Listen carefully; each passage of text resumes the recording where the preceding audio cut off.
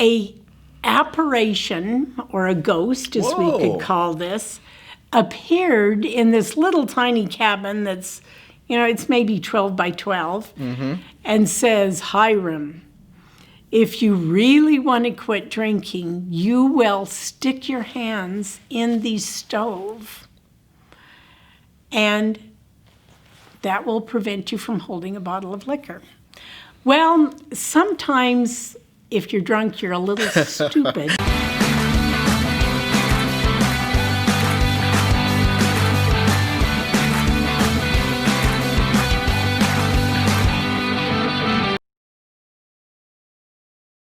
Bradshaw Law, LLC. If you've been injured and need some solid legal representation and help, then give Denise Bradshaw over at Bradshaw Law, LLC a call today at 775-738-7444. Denise fights hard for her clients until the very end, and she has the knowledge, experience, and expertise to support you all the way. Again, that's Denise Bradshaw at Bradshaw Law, LLC, 775-738-7444. They help injured people. Are you, a friend, or a family member in the market to buy or sell your home? If so, you're going to want to keep in mind the Sandoval Mesa Realtor team at Keller Williams Group 1. When you work with Beth Mesa and Angela Sandoval, you're not just getting one fantastic realtor who's going to work hard for you. You get two fantastic realtors who are going to work really hard for you and put you in your dream home today. Homes like this beautiful house at 3715 Braden Way here in Elko, listed at $368,900. This could be you and your family's next forever home. So if you like this beauty or want to see some more options,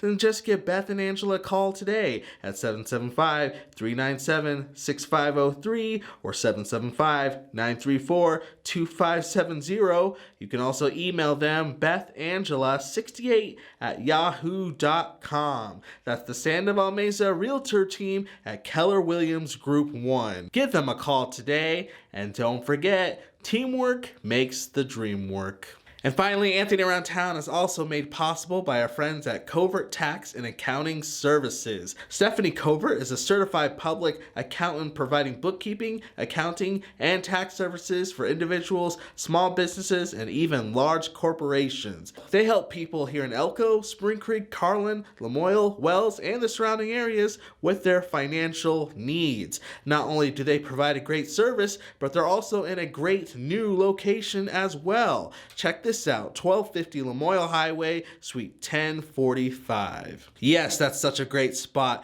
Thanks again to our friends at Covert Tax and Accounting Services for sponsoring Anthony Around Town.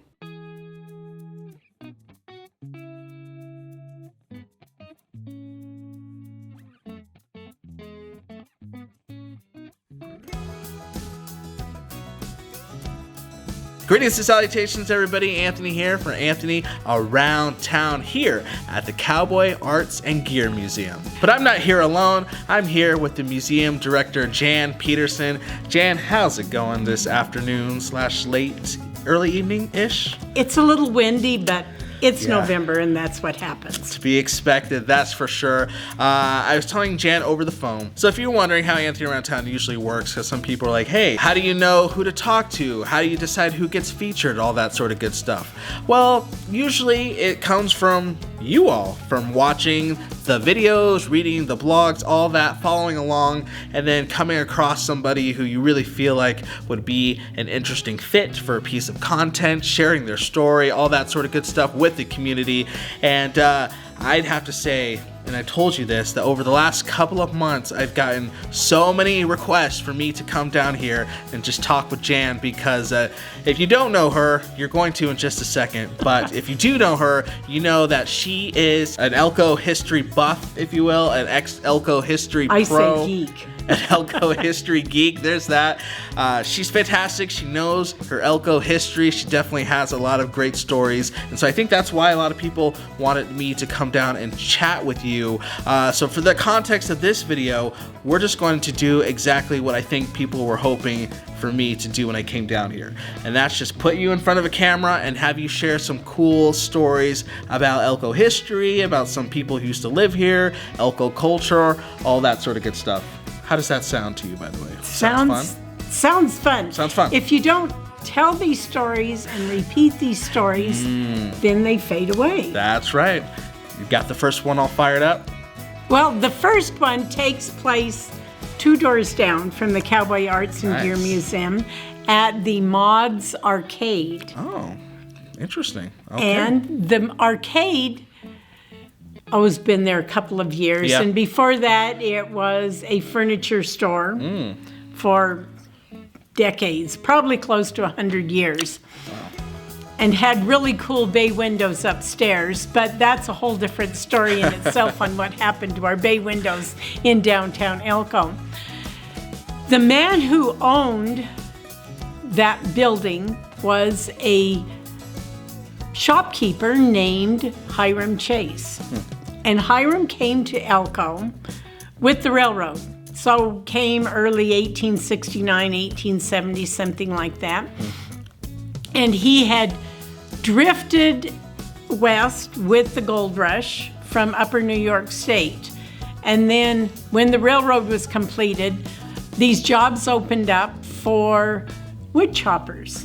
Okay. Because the engines on this side of the Rockies were all wood-fired engines because we didn't have any coal fields out here. Makes sense. So you've seen all those westerns with the little train car behind the engine and the guys throwing in the wood. Well, that wood had to come from somewhere. Right. So wood choppers were hired to go out in the hills, and that's why to this day, down right along the Humboldt Valley, especially in Elko, there's not a lot of pinyon and juniper because it was all cleared out. Interesting. Anyway, Hiram was a wood chopper, and he had a little cabin somewhere here in Elko, near downtown Elko, and was well liked in the community. But Hiram, he was single, had one slight problem. He liked to drink a little too much. And he drank to excess, as we'll politely term it, more than several times, and tried to quit, but just did not have the willpower to really stop drinking.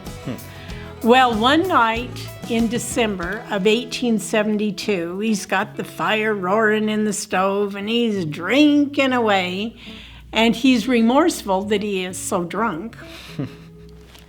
And a apparition, or a ghost as we could call this, appeared in this little tiny cabin that's, it's maybe 12 by 12, and says, Hiram, if you really want to quit drinking, you will stick your hands in the stove, and that will prevent you from holding a bottle of liquor. Well, sometimes if you're drunk, you're a little stupid. Yeah. And he did. He obeyed this ghost.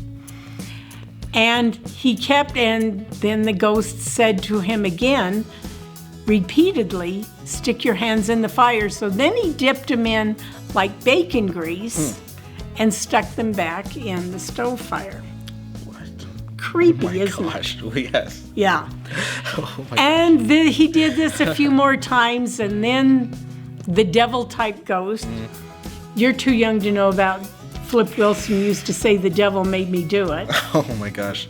Then the ghost disappears. Whoa. And Hiram realizes, I'm in big trouble now, and staggers to a neighbor and shows him what happened. And then the neighbor takes him to the hospital, which is over, about where the public defender's office is, on Court Street, behind the courthouse now. And, he's a mess. So they bandage him up, and after a few days, they realize these aren't going to get any better. And his arms are amputated just below the elbow. So then Hiram is sobered up by now and casts off drinking forever. And once he's healed up, then his neighbors fit him up with like a little cart. And remember, the trains running up and down through what we call parking lot land now. And he peddles candy and peanuts and little things like that and becomes fairly successful. So successful that he opens a business in, like a year and a half's time, a grocery store type thing, a mercantile called the Live and Let Live Grocery. Nice. And then he is fitted up with bands on his arms that he can shovel coal and manipulate things. And he is a very good bookkeeper and keeps his own set of books. And he does all that background stuff that you've got to do. Of course. And becomes even more successful. Has his building, builds an apartment on top of it, lives over the store, which was a common thing for storekeepers to do. Right. He gets a delivery wagon and a horse, and with the use of these bands, his horse is just an old plod along. He delivers groceries. Nice. He then expands and carries a little bit of shoes and boots and a little bit of clothing, kind of an all-purpose general store type thing, and is just very regarded by everyone here in town. He belongs to the Knights of Pythias. It was one of those fraternal orders. Interesting. The Knights of Pythias Hall is over on Court Street between 4th and 5th. Now it's an engineering office. And the kids just love Hiram, and he's just the beloved figure in town. Nice. Kids all troop down after school, and they get a piece of candy, and he visits with everybody, and is just, as I said, this highly respected person in town. Yeah. He would allow the ranchers to charge goods all year long, and ranchers only get paid once a year in the fall, this time of year, Gotcha. after they've sold their cattle for the year. So they don't have this steady income, and he would allow them to keep a tab, and they would only pay him once a year. He got paid once a year because they got paid once a year. So Hiram's well known and well regarded here in Elko. And never mentions family. If people asked him about his family, he would say, "You people in Elko are my family." Nice. And he said those people in New York State never had anything to do with him, and he was done with them, and they were done with him. So Elko was regarded as family. So then Hiram gets old, and in 1905, he's 88 years old, he up and dies. And people in town are just very shook up over this old friend's death. Right. And his service is held over on Idaho Street at my grandma's Uncle Kaiser's mortuary. And I don't remember the name of the mortuary. But the whole town turns out for his funeral. Wow. It's where the University of Grappling is now. Oh, yeah. And school is let out for the day for the 125 kids in the Elko school to attend the funeral. Dang. And then they all troop up to the Elko cemetery, and they give him a good send-off there. His casket goes in his delivery wagon with the old horse plodding along, and 4 or 5 blocks away. And they give him a good send-off. Then the man who was appointed to administer the estate and all that legal stuff goes looking through Hiram's papers, and Hiram had no will. Oh, shoot. And no family. Because usually the next of kin gets it and all that stuff. So they continue operating the store, and Frank Gedney, who's a lawyer in town, starts looking around for letters or clues of family, goes clear to upstate New York, where he said he was from, finds no relatives whatsoever. So after looking for 3 years, they declare, it was in-state, some legal term that I don't know. Okay. The money is reverted to the state of Nevada. It was over $40,000, which is equivalent to over close to $250,000 now. Wow, gosh. And the state of Nevada got all of Hiram's money. So there's another moral of the story. Yeah, always have a will. Always have a will Yes. and make sure that your final wishes are truly to what you think they should go. Wow. But the building is still here and it's still well in use and it's one of those great stories that live on here in Elko.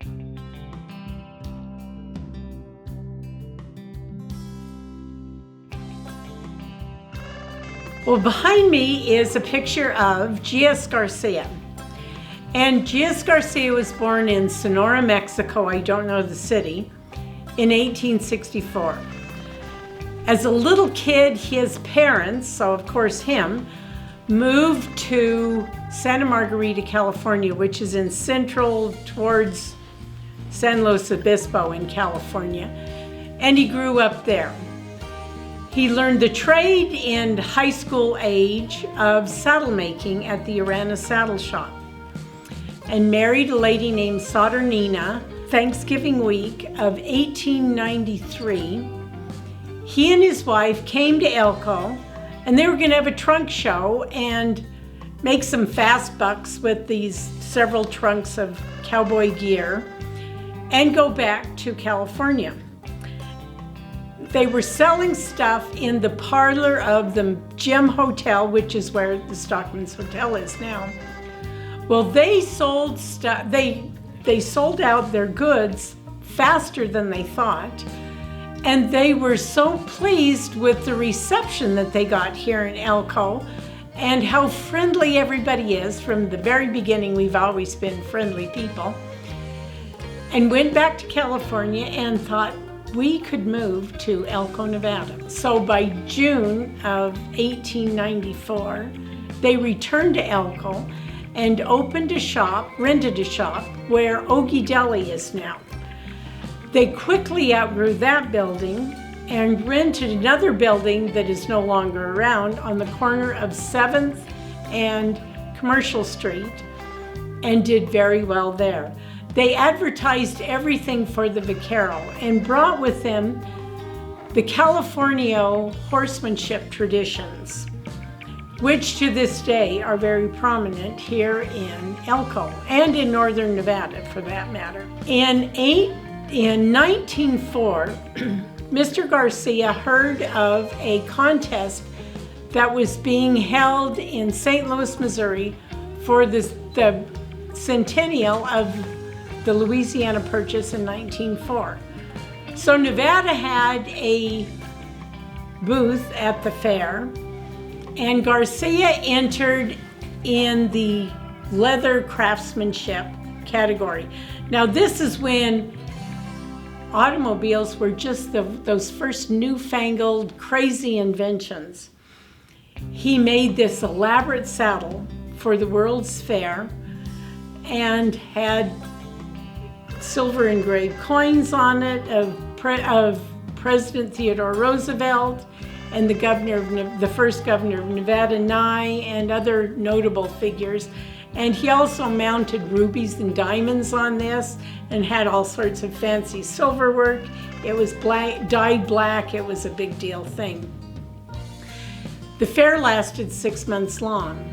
Then at the end of the fair's run, which was in November, he was awarded a gold medal for his craftsmanship of this saddle. And he had sold most of his other goods that he had brought with him. When he arrived in May for this World's Fair, some of the other leather goods people, craftspeople that had come, just packed up their stuff and went slinking out the door. They were so intimidated by the quality of his goods. Then Mr. Garcia entered another craftsmanship contest in the centennial of Lewis and Clark in 1905 in Portland, Oregon, and he won 2 gold medals there with this saddle.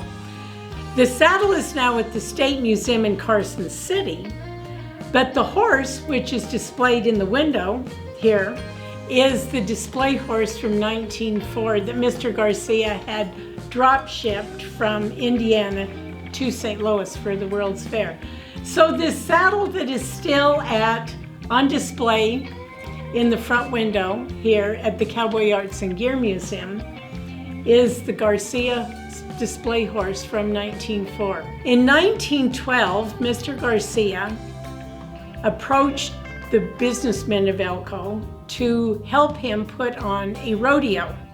Rodeos were becoming a big thing. Wild Buffalo Bill had his. There was another one called the 101 Ranch out of Oklahoma. And he invited the 101 Ranch to come to Elko and put on an exhibition.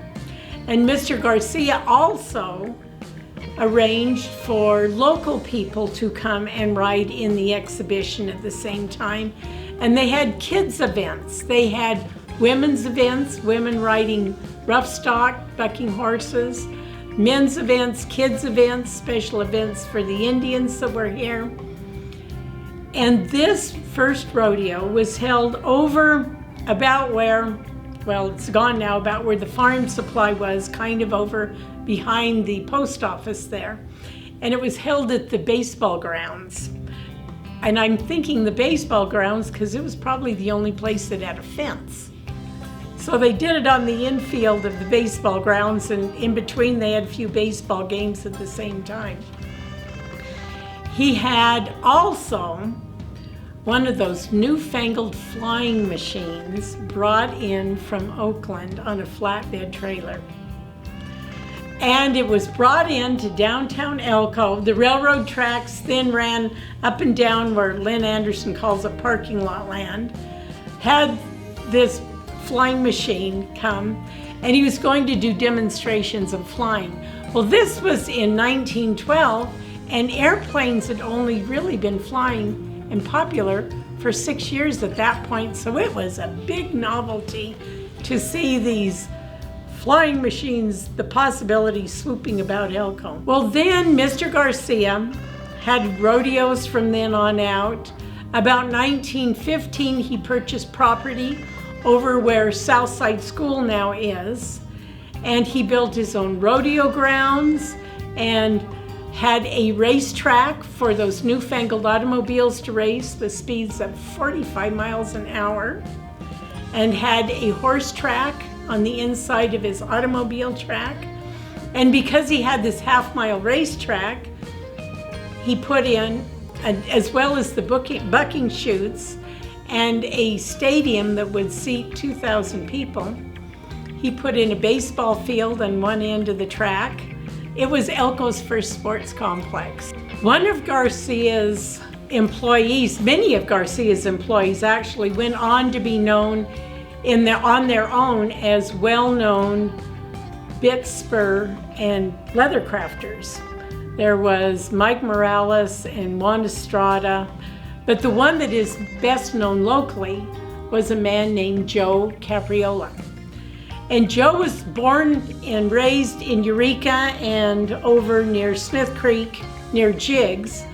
After Joe was done with his schooling in Jiggs, he moved to Elko and apprenticed to G.S. Garcia and learned to make canvas goods and leather goods and became very accomplished at that. Well, then Joe married a girl, a sweet young bride named Carrie Bellinger, who is also from Jiggs. And they bought a ranch in the Lamoille Valley, almost near downtown Lamoille, and ranched there for a number of years, 15 or so, but their only child had health issues. Joe had continued doing canvas goods and repairing those newfangled automobile tops and making leather goods. So in 1928, he moved to town and rented space from his brother and brother-in-law, who had the Dodge dealership next to what we call the Hessen Building, Dowling Hall. and in 1929 purchased the store building at 5th and Commercial. So he and Garcia are on the same 500 block of Commercial Street in Elko. They were never cutthroat competitors with each other. They were very close friends. And in fact, when the Garcias closed the store in 1928 and moved to Salinas, they took the merchandise with them, but they gave Joe the old cases. So these old cases that you see here and at the J.M. Capriola Company originated in the Garcia shop. Mr. Garcia died, had terrible health, and died in 1933, but the family continued the shop here at 542 Commercial Street and the rodeo grounds where their home was, their family home, a Spanish hacienda looking home, through the end of 1938. But Garcia's stuff is still well known to this day and highly sought after to this day. His bits, his spurs, his leather goods, he did some small goods, his chaps are still highly sought after as highly collectible, and it's another part of Elko's legacy and honoring the rodeo and cowboy tradition.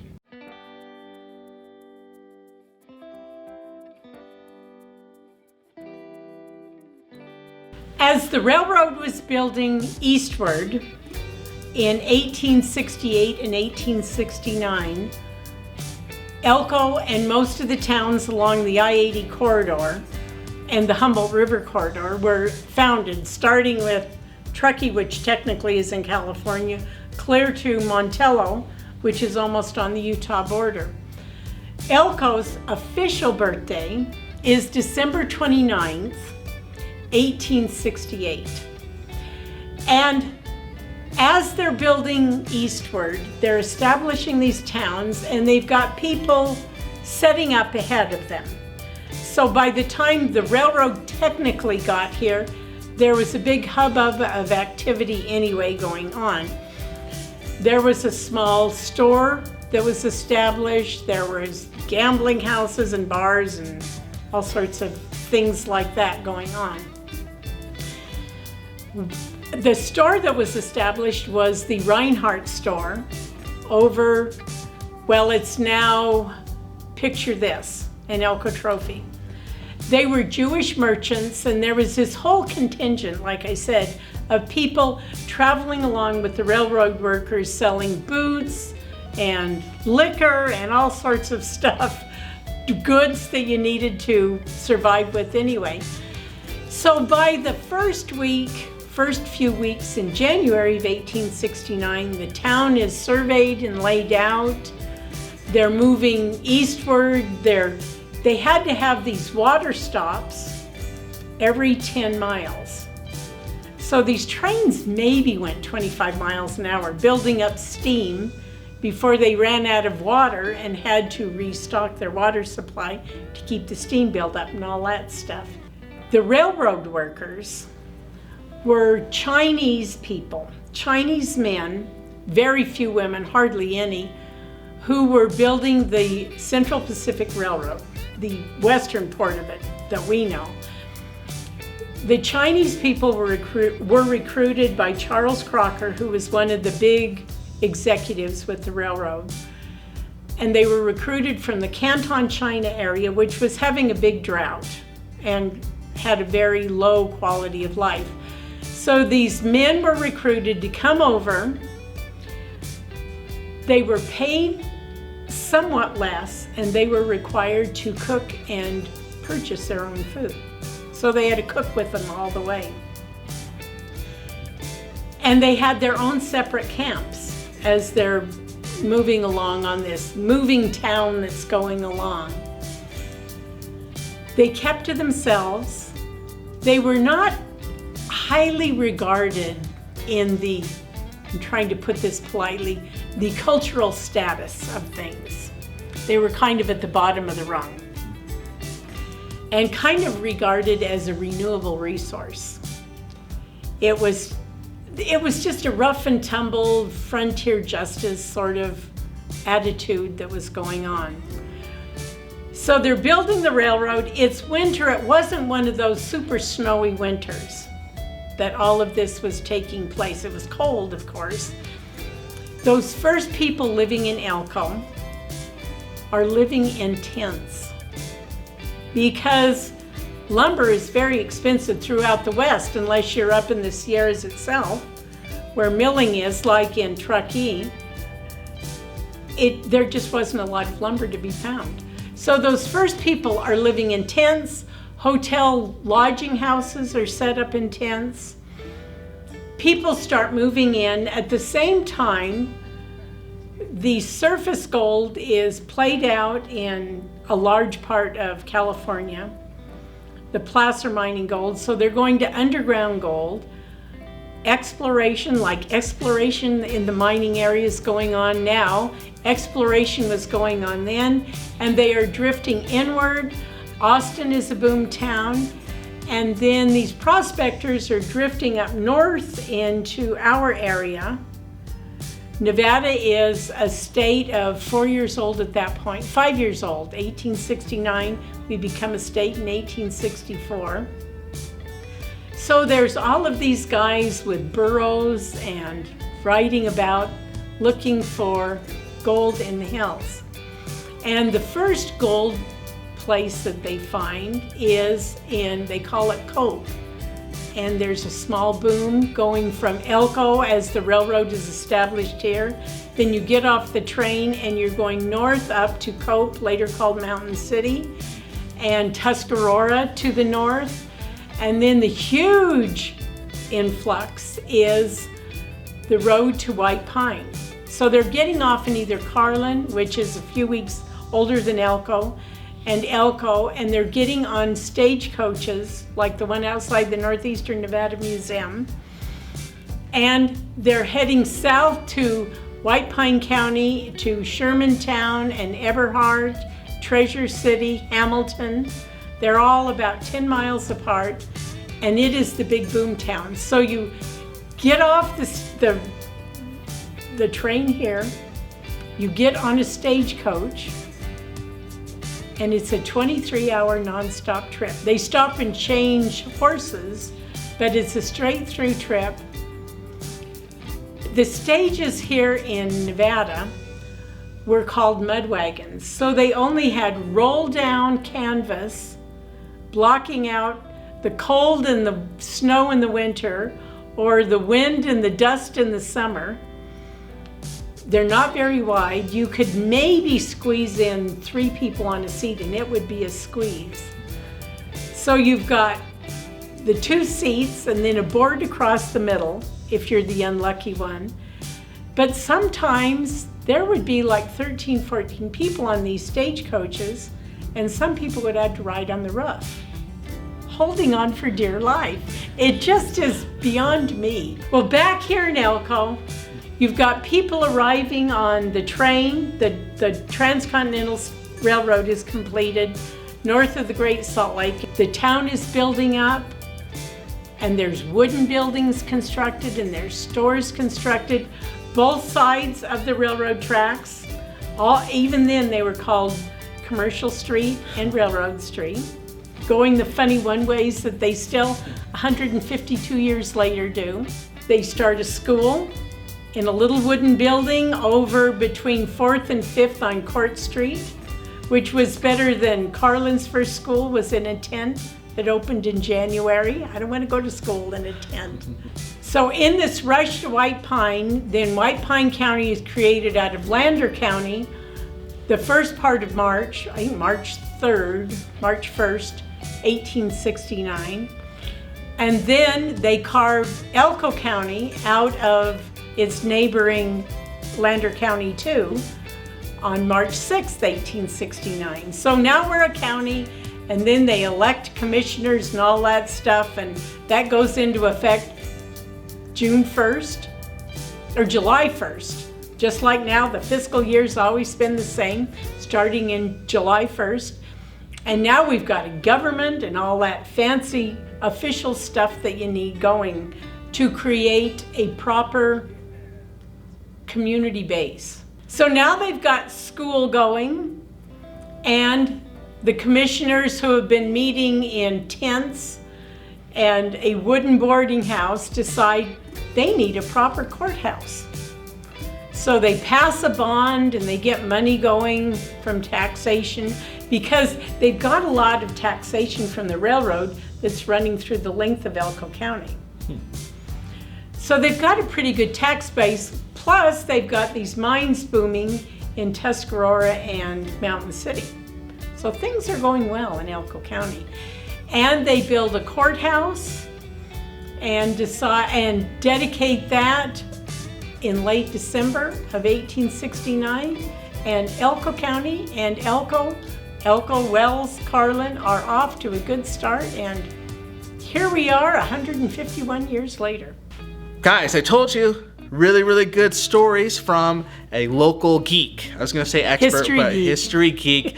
Jan, so thank you so much for just sharing those with us. I know that for myself, definitely learned a lot, and I hope that our viewers did as well. But ultimately, talking to you, really just get a real appreciation for our community in a different way or in a new perspective. So seriously, thank you so much. Well, we'll do it again. Yeah, more stories you want to share? There's always more stories. Okay, guys, then let us know if you want us to come back and talk with Jan. Part 2, Part 3, Part 4. I don't know. Part 10. Part 10. Let's just keep rocking and rolling with it. To be continued. For sure. We will definitely be back. All right, guys. Well, that's going to get ready to do it for this Anthony Around Town video. Oh, by the way, if you just can't get enough of Jan, or if you're like, hey, we heard some good Elko stories, but I want to know more about the Cowboy Arts and Gear Museum, then what you're just going to want to do is just chill for a couple of days if you're watching this when this video comes out on Wednesday, because on Friday we're going to have a special feature with Jan again, talking specifically about the Cowboy Arts and Gear Museum, its history, how it came to be, how it functions practically, all that sort of good stuff. So again, if you're watching this video Wednesday or Thursday, check that video coming out this Friday. But for this video, that's going to be a wrap. Thank you so much for tuning in to another Anthony Around Town video. Before you go, let me just ask you a couple of things. If you're watching this video on YouTube, then maybe just consider hitting that subscribe button down below so you never miss an Anthony Around Town video on this platform. Definitely don't want to do that. Or if you're watching this on Facebook, then maybe consider going over to the Anthony Around Town Facebook page, giving that page a like. We have videos and just notifications, and that's where our live streams happen every single week, so you're definitely going to want to be a part of that. Or just all of our social media in general, just search Anthony Around Town, Instagram, Twitter, again, YouTube. All of our stuff is all over the place, but the main place where you can go, if you just like, I just want one address, Anthony, you're sending me a lot of places, I get it. You can just go to anthonyaroundtown.com. That's our main site, and that's where everything is housed. So just head over there, check out everything that we have. We definitely would appreciate it. But we especially appreciate you tuning in to this Anthony Around Town video. Thank you so much. Again, I'm Anthony Crosby, and we'll see you around, Elko. Thanks.